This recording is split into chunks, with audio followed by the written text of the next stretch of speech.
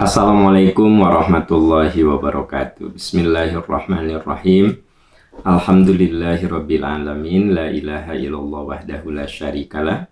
Lahul mulku wa lahul hamdu wa huwa ala kulli syai'in qadir. Asyhadu an la ilaha illallah wa asyhadu anna Muhammadan abduhu wa rasuluh. Allahumma shalli ala Muhammad wa ala ali Muhammad kama shallaita ala Ibrahim wa ala ali Ibrahim fil alamin innaka Hamidum Majid. Alhamdulillah sahabat percikan iman, dimanapun sahabat berada, dalam keadaan apapun, semoga kita senantiasa dalam ridho Allah Subhanahu wa Ta'ala. Setiap hari Senin kita akan bahas tafsir Al-Hikmah yang ada di tangan saya. Tafsir ini kita telaah surat per surat, dan tafsir Al-Hikmah ini khusus membahas juz amma, juz ke-30. Ya, hari ini kita akan melanjutkan surat At-Tariq yang sedang jadi pembahasan kita. Minggu lalu sudah kita bahas At-Tariq ayat 1 sampai dengan 10. Sahabat yang tidak mengikuti kajian ini, Anda bisa lihat di YouTube saya, sudah disimpan arsipnya, surat At-Tariq ayat 1 sampai dengan 10.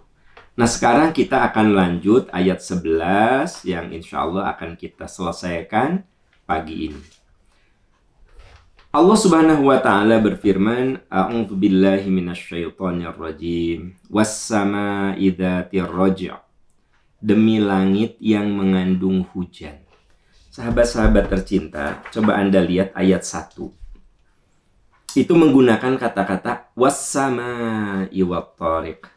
Demi langit yang datang pada malam hari. Demi langit dan yang datang pada malam hari.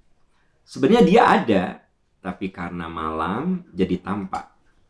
Bintang-bintang tidak pernah redup sebenarnya. Tapi karena terhalang oleh cahaya matahari, bintang-bintang itu tak tampak. Di surat At-Tariq ayat 1 disebutkan ketika langit gelap, muncullah bintang-bintang yang tajam. An-najmu tsaqib, bintang yang sinarnya tajam. Nah, di ayat 10 ini diulangi kalimat was-sama, demi langit. Nah, sekarang langit yang kondisinya lebih dekat dengan kita.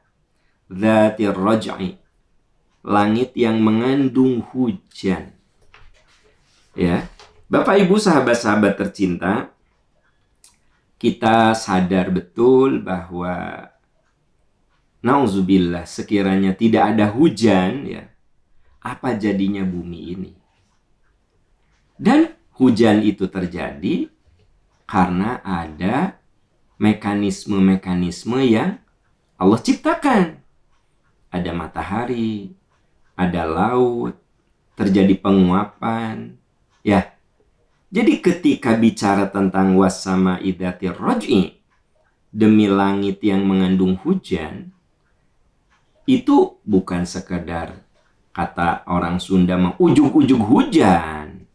Di situ ada sebuah konsep yang tidak disebut, yang dibahas di ayat-ayat lain, bahwa keberadaan hujan itu tidak lepas dari keberadaan laut.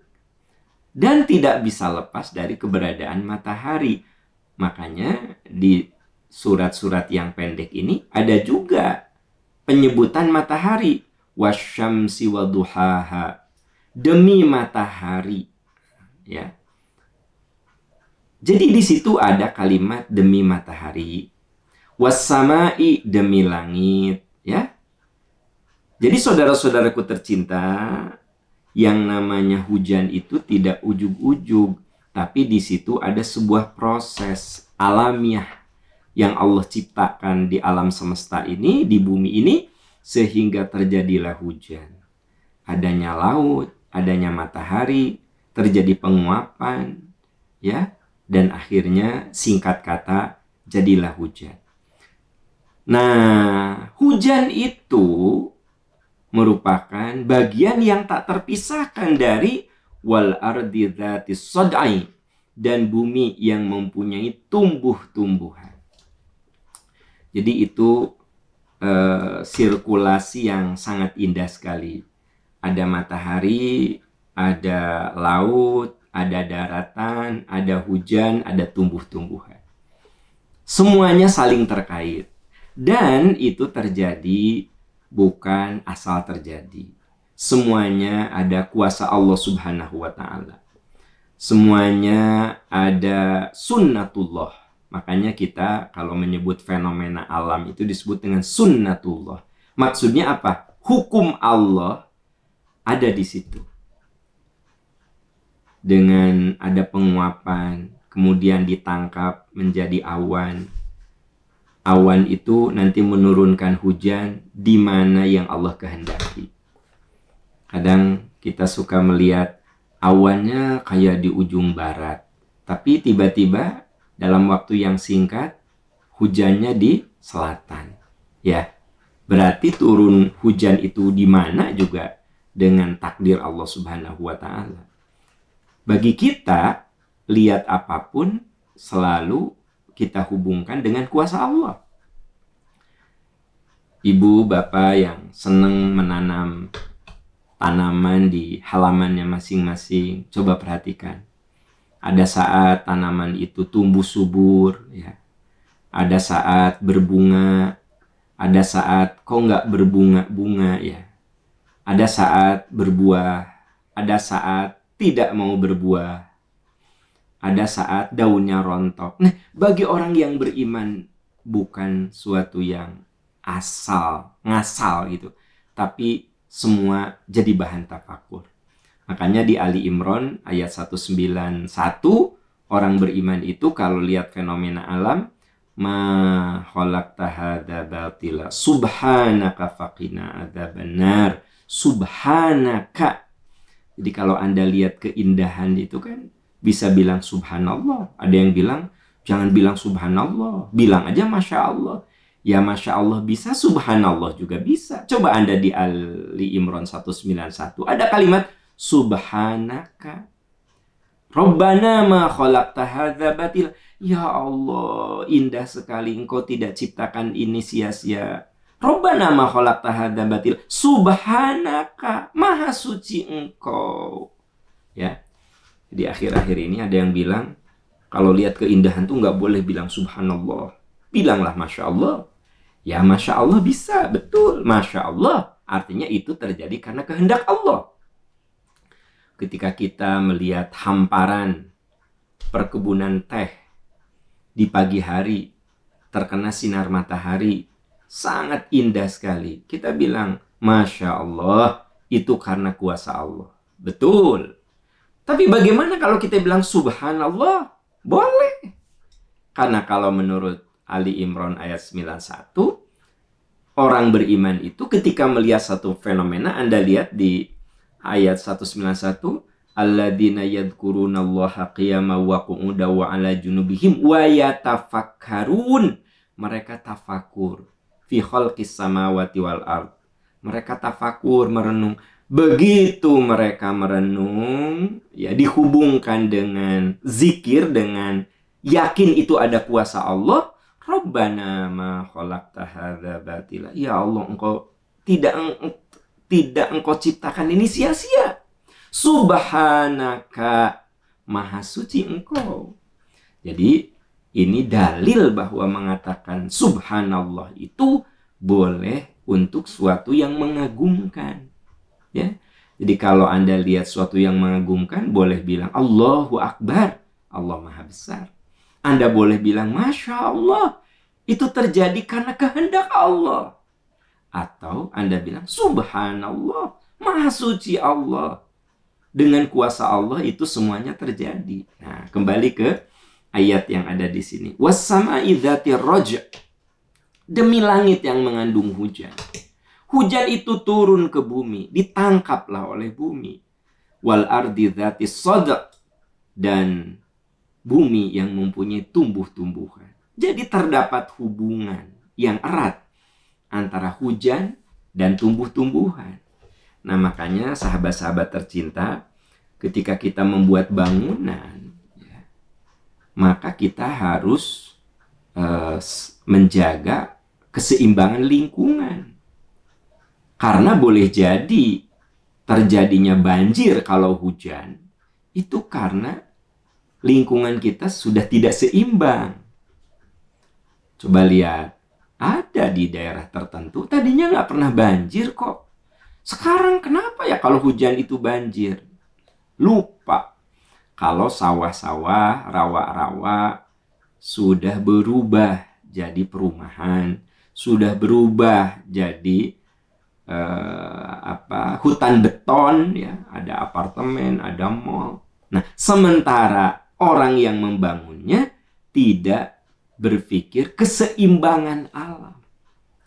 Ya, asal ada aja lah tempat air mengalir. Tidak difikirkan volume air dan lain sebagainya. Apa yang terjadi? Banjir lah. Makanya saya pernah sampaikan, yang namanya musibah itu suatu penderitaan yang terjadi karena keteledoran. Ma asobaka mim musibatin fabima kasabat aidikum. Musibah yang terjadi pada dirimu itu boleh jadi karena keteledoranmu. Nah, keteledoranmu itu boleh jadi bukan keteledoran kita, keteledoran orang lain. Ya, di perumahan Anda itu nggak pernah banjir. Lalu ada kontraktor, ada developer bikin perumahan di sebelah sana. Dia tidak memikirkan akibat dari pembangunan dia, karena dia membangun itu ngasal lah. Yang penting untungnya gede, tidak memperhatikan AMDAL dan lain sebagainya, ya. AMDAL juga izinnya ngasal, asal-asalan, asal ada, dan tidak dilaksanakan. Gorong-gorong harusnya 1 meter dibikin setengah meter, harusnya 2 meter dibikin 1 meter. Pokoknya menjadi tidak seimbang. Apa yang terjadi? Komplek perumahan sebelahnya jadi banjir. Nah, itu karena ulah.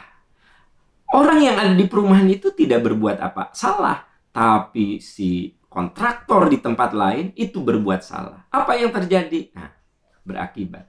Makanya yang namanya keseimbangan alam dan lingkungan itu harus terintegrasi. Ya, harus terintegrasi dengan baik. Nggak bisa cuma satu saja, tapi semuanya gitu. Ya, sebenarnya aturan dari pemerintah sudah bagus sebenarnya aturan-aturannya.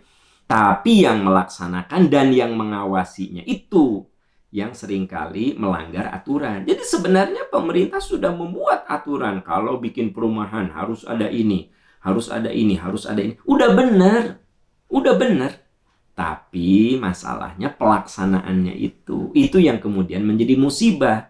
Fabima kasabat aidikum. Terjadilah banjir, terjadilah longsor, ya, dikarenakan ulah kamu. Nah, saya ingin cerita di sini bahwa ketika Allah berfirman tentang langit yang mengandung hujan, tentang bumi yang mempunyai tumbuh-tumbuhan, itu menunjukkan kita-kita ini harus menjaga keseimbangan lingkungan. Nah, ini yang sangat-sangat kami perhatikan dalam pembangunan Masjid Peradaban. Saya sampaikan sama Anda bahwa 1 tetes air pun di Masjid Peradaban Percikan Iman itu nggak ada yang dibuang. Ya, nggak ada. Semuanya ditelan lagi oleh bumi. Kita bikin resapan-resapan di seputar masjid. Memang jadi mahal sih. Kalau bicara mahal, ya jadi mahal gitu. Jadi air hujan ya di halaman masjid yang luasnya 1000 meter itu, nah, di situ ada penampungan-penampungan supaya saat air hujan itu datang, semua disimpan di bawah tanah. Nanti pelan-pelan diserap oleh bumi. Nah, tapi Pak Am, ada saat hujan gede. Nah, ada saluran yang masuk ke danau buatan. Ya, danau buatan. Jadi memang ini saat kita membangun Masjid Peradaban, emang jadi mahal, teman-teman sekalian. Jadi suatu yang sifatnya seimbang dengan alam itu jadi mahal. Makanya banyak kontraktor yang bikin perumahan tuh ngasal gitu. Karena mahal kalau ingin mengikuti aturan keseimbangan lingkungan. Emang jadi mahal. Ya, saya jadi tahu setelah kita membangun masjid peradaban. Kebayang ya, di halaman masjid itu kan, di situ ada bikin serapan-serapan yang segitu banyaknya. Halaman kita itu ada 1000 meter. Nah, tempat wudhu juga sama, ada serapannya. Kalau misalnya tidak bisa keterima, ada danau buatan. Gitu. Ada kolam besar buatan. Kenapa? Itu mahal. Itulah bahwa alam itu harus dijaga dengan baik. Coba Anda lihat orang kalau berwudu, kan gitu. Satu orang seliter aja. Kalau jamaahnya dalam satu hari ada 1000 atau 100 lah gitu. Kalikan ke 365. Berapa air yang dibuang? Berapa ribu juta liter air yang dibuang sia-sia begitu. Nah, di Masjid Peradaban Percikan Iman tuh diserap semuanya. Insya Allah nggak ada yang sia-sia. Ya. Nah, makanya kita nyebutnya Masjid Peradaban. Karena yang namanya masjid yang berperadaban itu masjid yang bukan hanya dibangun atas takwa, tapi masjid yang juga ramah lingkungan, yang bisa memberikan keseimbangan pada lingkungannya. Nah, ini sebenarnya pesan, saudara-saudara, pesan bahwa demi langit yang mengandung hujan, demi bumi yang mempunyai tumbuh-tumbuhan, itu artinya kita harus menyeimbangkan antara turunnya hujan dengan resapan air, ya, sehingga terjadi lingkungan yang bagus, tumbuh-tumbuhan. Setelah Allah berfirman tentang alam yang dekat dengan kita, lalu Allah berfirman, innahu laqaulun fasl. Sungguh Quran itu firman Allah yang benar-benar, laqaulun, firman Allah, fasl. Fasl itu pemisah antara hak dan batil. Sahabat yang Allah muliakan, kita ini dalam hidup butuh paradigma, butuh filosofi ya, dalam hidup itu. Nah, Quran itu laqaulun fasl. Quran itu pemisah yang tegas antara yang benar dan yang salah. Tapi kita tidak mungkin menjadikan Quran itu sebagai tools, sebagai alat untuk memisahkan yang benar dan salah kalau kita tidak akrab dengan Al-Quran. Innahu laqaulun fasl. Ingat, Quran itu pemisah yang benar dan yang salah. Wa ma huwa bil hazl. Quran itu bukan senda gurau. Nah, jadi teman-teman sekalian, ini dua ayat yang saling terkait. Innahu laqaulun fasl. Quran, ini bicara Quran sekarang. Quran itu qaulun, firman Allah.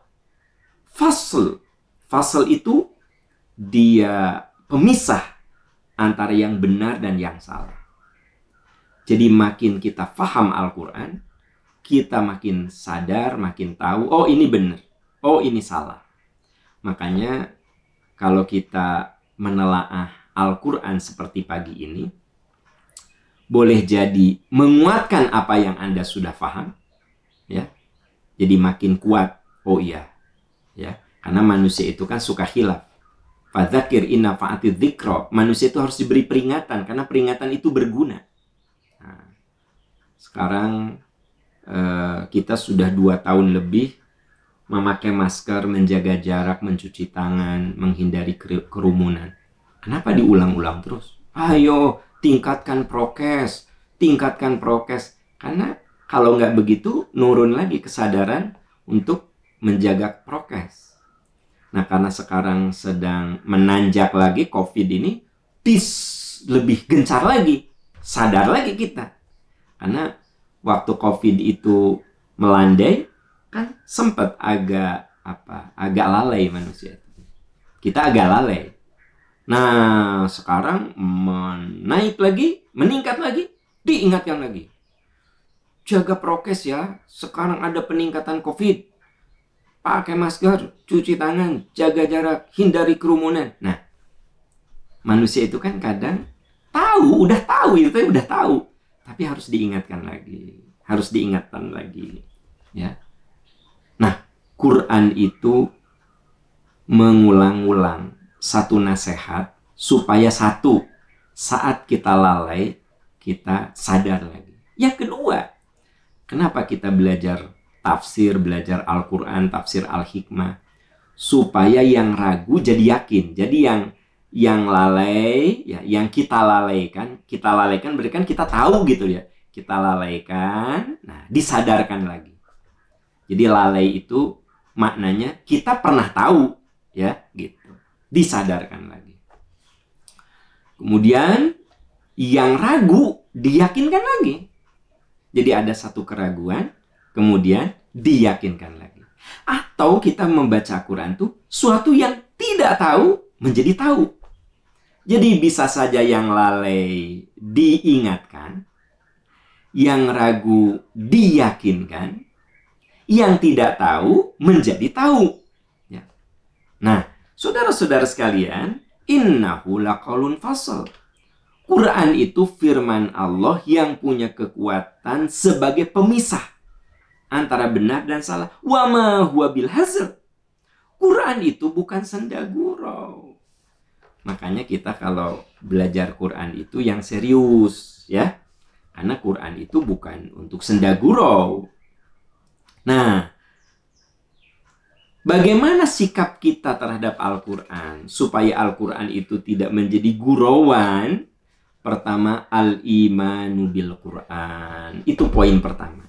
Yakin dengan Al-Quran. Ya. Bapak Ibu, sahabat-sahabat tercinta, jadi hal yang pertama adalah al-imanu bil Quran. Kita imani Al-Quran. Makanya ayat yang awal sekali kita baca di Al-Baqarah, Alif Lam Mim dzalikal kitabul la raiba fihi hudal lil muttaqin. Jadi iman dulu, itulah Al-Quran. Kamu harus yakin Quran itu petunjuk bagi orang yang bertakwa. Kebayang nggak sama Anda, sahabat percikan iman? Al-Baqarah ayat 1, ayat 2 itu jelas-jelas langsung menukik pembicaraan itu terhadap Al-Quran. Dzalikal kitab, itulah kitab. Dalam bahasa Arab, kalau jauh itu dzalika, kalau dekat itu hadza. Ya. Kalau hadza itu untuk menunjukkan yang dekat dengan kita. Kalau dzalika itu yang jauh. Kenapa Quran kita pegang? Tapi Allah firman, dzalikal kitab. Itulah, bukan inilah. Menunjukkan bahwa isi Al-Quran itu harus didalami, harus ditelaah, harus diimani. Karena luas dan agungnya itu. Makanya menggunakan dzalika. Itu. Tidak ini. Ya. Saudara-saudaraku tercinta, sahabat percikan iman, inilah yang pertama. Al-imanu bil Quran. Mengimani Al-Quran. Tidak ada satu huruf, tidak ada satu kalimat, kecuali itu kita yakini, iman, bahwa itu adalah firman Allah. Nah, kita mengimani Al-Quran itu bukan sekedar iman dalam arti doktrin semata. Tapi kenapa kita mengimani Quran? Kenapa? Ternyata terbuktikan bahwa Quran itu kitab suci yang sampai sekarang masih terjaga otensitasnya. Coba Anda perhatikan, ya. Quran itu otensitasnya dari awal sampai sekarang tidak pernah berubah. Karenanya, ya, Quran itu diterjemahkan ke dalam bahasa apapun, aslinya ditulis. Supaya apa? Inna nahnu nazzalna dzikra wa inna lahu lahafidun. Kami yang menurunkan Quran, kami yang menjaga. Maaf, saya bandingkan dengan kitab suci lain. Ada, coba sebutkan kitab suci apa? Ya. Nah, kitab suci yang lain itu kalau sudah diterjemah, aslinya nggak ditulis. Padahal Anda tahu kan, yang namanya terjemah itu tidak bisa seutuhnya. itu ada yang disebut dengan cross-cultural interpretation atau intercultural interpretation. Saya kasih contoh. Nih orang Sunda nih, coba terjemah ke dalam bahasa Indonesia. Blug nang kuban, blak nang kara. Coba Indonesia kan. Nggak ada Indonesianya. Bahasa Indonesia nggak ada. Ya, ini orang Sunda nih, maaf yang bukan Sunda. Ini sekedar contoh saja. Anda juga yang di Sulawesi, Kalimantan, Aceh, yakin ada bahasa Anda, daerah, yang nggak bisa diterjemah ke dalam bahasa Indonesia. Nih Anda teman-teman yang orang Sunda, coba terjemah. Blug nang kuban, blak nang kara. Apa tuh bahasa Indonesianya? Terlengkup, terlentang. Bukan gitu artinya. Ya, ya nggak sih? Temais, temelem, katempuhan, buntut mau. Coba Indonesia kan. Temais, temelem, katempuhan, buntut mau. Itu yang disebut cross-cultural interpretation atau intercultural interpretation. Nah, Quran, saudara-saudara, diterjemahkan ke dalam bahasa apapun, aslinya itu ditulis. Karena tidak semua teks itu bisa diterjemahkan letterlek. Gitu. Makanya ada penafsiran. Silahkan aja Anda lihat kitab suci lain. Kalau tadinya bahasa Prancis, diterjemah utuh pakai bahasa Indonesia. Kalau tadinya bahasa Itali, diterjemah utuh jadi bahasa Indonesia. Kalau tadinya bahasa Inggris, diterjemah utuh jadi bahasa Indonesia. Sungguh itu ada distorsi makna. Tergantung pada pemahaman dari si penerjemah. Nah, makanya Quran itu terjaga. Ya, aslinya ditulis. Quran sudah diterjemah ke dalam semua bahasa yang ada di dunia ini. Tapi teksnya kan ada. Supaya kalau ada pemaknaan bisa dikembalikan lagi pada teks aslinya. Gitu. Itu contoh bahwa kita mengimani Quran itu bukan sekedar iman, tapi rasionalitas kita mengatakan, ya saya wajib iman, wong Quran itu kitab suci yang paling asli. Paling otentik. Contoh sederhana seperti itulah. Anda bandingkan. Quran itu diterjemahkan ke dalam bahasa apapun, aslinya suka ditulis. Aslinya ditulis. Nah itu. Alasan kedua. Quran itu satu-satunya kitab suci yang clear, jelas sejarahnya. Ya. Coba tanya anak-anak Anda. Nah, surat yang pertama kali turun, surat apa? 5 ayat dari surat Al-Alaq. Turunnya di Gua Hiro pada bulan Ramadan. Detil, teman-teman. Ayatnya apa, nak? Iqra bismi rabbikal ladzi khalaq, khalaqal insana min 'alaq, iqra wa rabbukal akram alladzi 'allama bil qalam, 'allamal insana ma lam ya'lam. Itu turunnya di bulan Ramadan di Gua Hiro. Detil. Pertanyaan saya, ada nggak sih kitab suci lain yang sedetil itu coba? Ya. Makanya kalau kita kuliah di jurusan Al-Quran, ulumul Quran, ya, itu ada yang disebut dengan ilmu tarikhil Quran. Jadi setiap ayat yang ada dalam Al-Quran itu ada historinya, ada sejarahnya. Ali bin Abi Thalib radhiyallahu an, yang dikenal dengan babul ilmi, orang yang sangat berilmu, beliau katakan, coba kamu sebutkan satu ayat, saya bisa ceritakan ayat itu turunnya di mana, dalam keadaan apa. Ini contoh ya, bahwa Ali bin Abi Thalib radhiyallahu an, salah satu khalifah yang meneruskan kekhalifahan Rasul. Ali itu kan terkenal orang yang berilmu, makanya disebutnya juga babul ilmi. Kamu kalau nanya ilmu, tanya aja ke Ali, itu pintunya ilmu. Nah, jadi satu saat Ali mengatakan, coba kamu tanyakan satu ayat. Saya tahu di mana ayat itu turun dan dalam keadaan apa ayat itu turun. Jadi kalau Anda baca ayat-ayat Quran itu semuanya ada historisnya. Ya, ada historisnya. Kenapa? Saya kasih contoh. Kenapa ada ayat yang mengatakan tidak boleh sholat dalam keadaan mabuk? Oh gimana ya? Jadi itu ceritanya, dulu khamr itu tidak haram. Dulu. Cuma dikatakan bahwa khamr itu ada madorot. Dah sampai situ. Karena khamr itu tidak haram, ada sejumlah sahabat, karena khamr itu sudah minuman keseharian, layaknya kita minum teh, minum kopi begitu. Ya mereka masih minum khamr. Tapi ada juga yang, kata Quran juga, keburukannya banyak, udah mulai ninggalin. Tapi ada juga, kan tak haram, kan tidak haram kan. Nah, ternyata di antara mereka ada yang ketika mengimami sholat, bacaan sholatnya salah. Wal asri jadi kewatini. Wal asri innal insana lafi khusrin illa ladzina amanu wa amilus sholihat falahum ajrun ghairu mamnun fama yukadzibuka ba'du biddin alaihissalam. Hal itu diceritakanlah kepada Nabi. Maka turun ayat ya. Ya ayyuhalladzina amanu la taqrabus sholata wa antum sukara hatta ta'lamu ma taqulun. Ya orang yang beriman, jangan kamu lakukan sholat dalam keadaan mabuk sampai kamu mengerti apa yang kamu baca. Ini sejarahnya clear. Coba teman-teman, ya, ada nggak sih kitab suci di muka bumi ini yang setiap ayatnya itu sejarahnya itu clear, jelas gitu, ya. Contoh ayat tentang doa. Oh ini dulu saya belajar ini di saat belajar ilmu ulumul Quran, ya. Nah, ulumul Quran itu ada yang disebut dengan ilmu tarikhil Quran. Jadi pertanyaannya itu, coba jelaskan tarikh tentang surat ini. Nah, gitu kan. Ayat ini.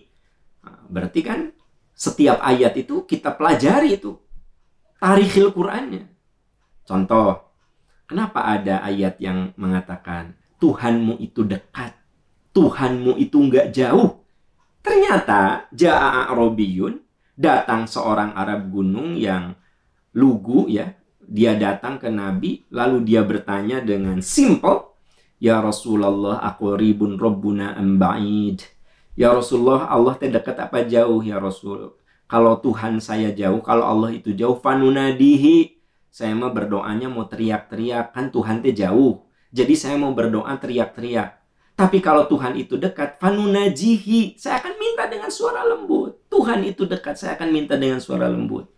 Maka turun surat Al-Baqarah ayat 186. Wa idza sa'alaka ibadi anni fa inni qarib ujibu da'watad da'i idza da'ani falyastajibu li wal yu'minu bi la'allahum yarshudun.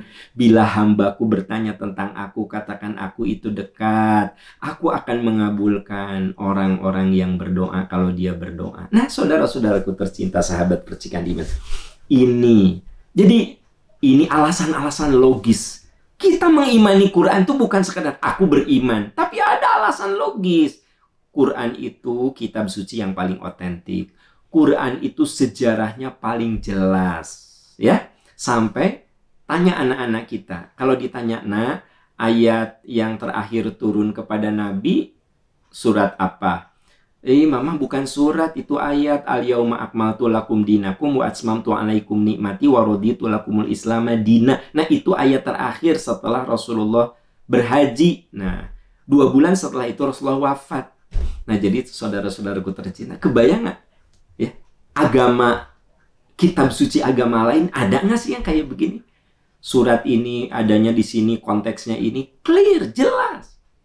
Nah, yang ketiga, kenapa kita perlu mengimani Quran? Ini wa ma huwa bil hazal. Quran itu jangan dianggap main-main. Ya? Jangan dianggap main-main. Kenapa? Kita harus mengimaninya. Dia otentik, dia itu clear, paling jelas sejarahnya, dan ada satu lagi. Dan ini faktual. Anda nggak bisa membantahnya. Quran itu satu-satunya kitab suci di muka bumi ini yang banyak dihafal oleh umatnya. Di dunia ini ratus juta orang yang hafal 30 juz, bukan juz 30 juz. Hafal 30 juz. Pertanyaan saya, ada nggak sih yang hafal Injil gitu, yang hafal Toret gitu? Coba Anda sebutkan kitab suci yang diyakini oleh agama orang lain. Ada nggak sih yang bisa dihafal oleh jutaan orang gitu? Ada nggak? Nggak ada. Ada yang pernah bisa ngapalin Injil, masuk the Guinness Book. Ya, itu prestasi luar biasa. Guinness Book. Orang Islam itu anak 7 tahun udah hafal Quran, anak 12 tahun udah hafal Quran. Yang hafal Quran itu ratusan juta sedunia ini. Ya. Dari penduduk muslim yang jumlahnya 3 miliar itu ratus juta orang yang hafal Quran. Coba Anda bandingkan dengan kitab suci lain. Ada nggak sih Orang yang hafal Injil satu kitab gitu ada di kepalanya. Ada nggak? Nggak ada. Nggak ada. Semuanya selalu open book, ya, open kitab. Tapi umat Islam tuh banyak yang hafal. Ada banyak anak-anak yang usia 12, 13, bahkan belum balik itu udah hafal Quran, saudara-saudara sekalian. Nah, ini nggak bisa dibantah. Karena ini empirik. Karena ini faktual. Ya. Kalau Anda mau membuka hati bahwa memang Quran itu kitab suci Allah. Dan kalau bukan firman Allah mah tuh. Kalau bukan karena itu firman Allah, nggak bisa orang menghafal 30 juz. Udah begitu ada juga orang yang menghafal tuh dia nggak tahu artinya. Tapi kok bisa hafal? Kebayang nggak sama Anda? Betapa dahsyatnya. Ya. Nah, jadi saudara-saudaraku tercinta, wa ma huwa bil hazl. Quran itu bukan senda gurau. Quran itu harus diimani. Bukan hanya diimani, dipelajari. Khairukum man ta'allamal Qur'an wa 'allamah. Sebaik-baik kamu adalah orang yang mempelajari Quran dan mengajarkannya. Ya. Mengajarkan, mempelajari, mengajar. Lalu apa? At-tatbiq, mengamalkan. Summa awrathnal kitaba alladziina astafaina min ibadina faminhum dzalimun li nafsihi wa minhum muqtasid wa minhum sabiqun bil khairat.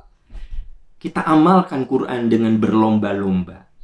Jadi saudara-saudaraku tercinta, yang dikatakan di ayat ini, Quran itu bukan main-main. Wa ma huwa bil hazl. Quran itu bukan senda gurau. Kita wajib mengimaninya, lalu ta'allum, mempelajarinya, lalu tatbik, mengamalkannya. Yang keempat, ad-da'watu, mendakwahkannya. Gitu. Makanya tadi dalam hadis saya katakan, khairukum man ta'allamal Qur'an. Sebaik-baik kamu yang mempelajari Quran. Wa 'allamahu, dan mengajarkannya. Ya. Tapi tentu saja sebelum mengajarkannya itu mengamalkan. Karena ada ayat yang mengatakan, wa man ahsanu qawlan mimman da'a ilallahi wa amila sholihan. Ucapan terbaik itu ketika kamu mengajak orang kepada kebaikan dan kamu mengamalkannya. Wa amila sholihan. Wa inni minal muslimin. Dan tunjukkan bahwa kita ini berkepribadian seorang muslim, berakhlak seorang muslim, beretika seorang muslim, begitu. Baik kita ini sebagai pribadi, sebagai warga negara, sebagai bangsa, kita harus punya akhlak. Wa inni minal muslimin, tunjukkan kemuliaan akhlak seorang muslim. Nah, jadi saudara-saudaraku tercinta, ini ayat menjelaskan Quran itu tidak main-main. Kita harus mengimaninya. Dan kita mengimani Quran itu bukan sekedar iman, ada alasan logis. Quran itu asli, otentitasnya bisa diuji, kemudian dia bisa dihafal oleh jutaan orang, ya kan? Gitu. Jelas-jelas itu tidak bisa terbantahkan. Dihafal oleh sekian banyak orang, bukankah itu suatu tanda bahwa itu firman Allah? Nah, kemudian kita pelajari, sisihkan waktu untuk belajar Al-Quran. Makanya kenapa kita ada program untuk meningkatkan kualitas atau kita sebut standarisasi pejuang Quran. Standarisasi guru ngaji. Karena kalau guru-guru ngajinya itu udah berkualitas, kita harapkan muridnya juga berkualitas. Ya, yang sudah ada sekarang udah bagus. Tapi mungkin ada bagian yang harus kita perbaiki. Metode mengajarnya, metode pelafadannya, dan seterusnya. Makanya kita ada program itu di Percikan Iman. Karena ini mengamalkan konsep ini sebenarnya bukan asal program, tapi memang ada konsepnya. Dan saudara-saudara sekalian, kita harus, ini kan bicara internal nih. Innahum yakiduna kaida wa akidu kaida. Sungguh orang yang membencimu, orang kufur itu, dia akan selalu membuat rencana-rencana jahat supaya kamu jauh dari Quran. Nah, jadi kalau tadi kan penguatan bahwa kita harus sadar Quran itu merupakan firman Allah yang bukan main-main, bukan senda gurau. Ya, kita wajib mengimaninya, kita wajib mempelajarinya, kita wajib mengamalkannya, kita wajib mendakwahkannya, mengajarkannya. Nah, itu internal kita. Allah firmankan, innahum yakiduna kaida wa akidu kaida. Orang yang kufur itu dia akan selalu berpikir bagaimana menjauhkan kamu dengan segala tipu dayanya. Ya. Jadi akan ada orang-orang yang nggak suka ketika kita bicara tentang komitmen Al-Quran. Nah, kalau di sini dikatakan orang yang kufur. Nah, yang paling menyedihkan, ini ada orang yang ngaku Islam, nggak suka gitu dengan program-program ini. Program-program menyebarkan Al-Quran, membumikan Al-Quran. Ada yang nggak suka. Ini bagaimana? Kita nggak ngerti. Padahal di Quran dikatakan, orang yang kayak gitu tuh yang mengkufuri Quran. Innahum yakiduna kaida wa akidu kaida. Sungguh orang kufur itu merencanakan tipu muslihat supaya kamu orang Islam tertipu jauh dari Al-Quran. Famahilil kafirina amhilhum ruwaida.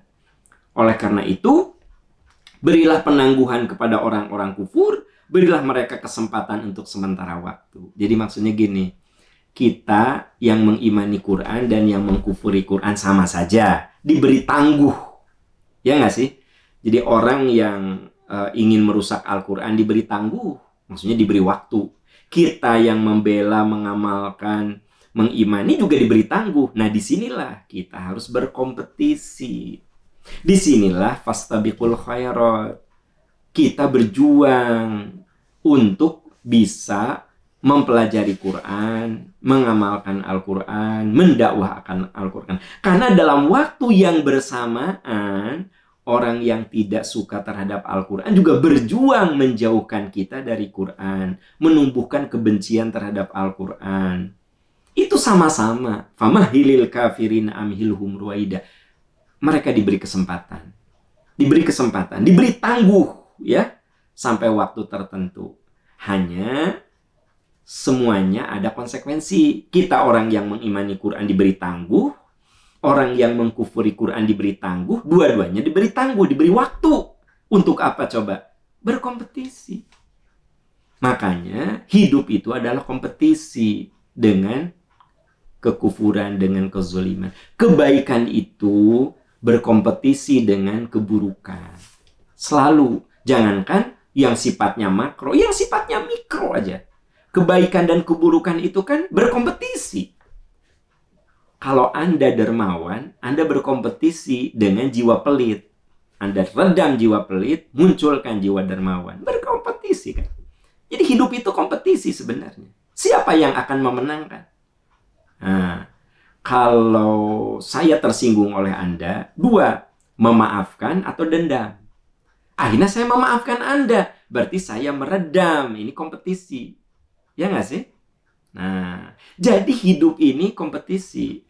Baik buruk itu kompetisi. Makanya ketika Allah berfirman, setelah menyebutkan Quran itu bukan sendaguro. Kamu orang Islam kudu benar mempelajarinya. Karena dalam waktu bersamaan, orang-orang yang kufur itu, mereka menciptakan tipu muslihat supaya kamu jauh. Dan dua-duanya diberi tempo, diberi waktu. Nah, sahabat tercinta, itu yang bisa kita bahas. Alhamdulillah, surat At-Tariq sudah kita selesaikan. Dari ayat 11 sampai dengan 17 ya. Insya Allah minggu depan akan kita lanjut ke surat berikutnya. Semoga Allah menolong kita, memberikan kekuatan kepada kita untuk selalu berada di jalan yang benar. Demikian saudara-saudaraku tercinta, semoga Allah memberkahi. Subhanaka Allahumma wa bihamdika, asyhadu an la ilaha illa anta astaghfiruka wa atubu ilaik. Walhamdulillahi rabbil alamin. Wassalamualaikum warahmatullahi wabarakatuh.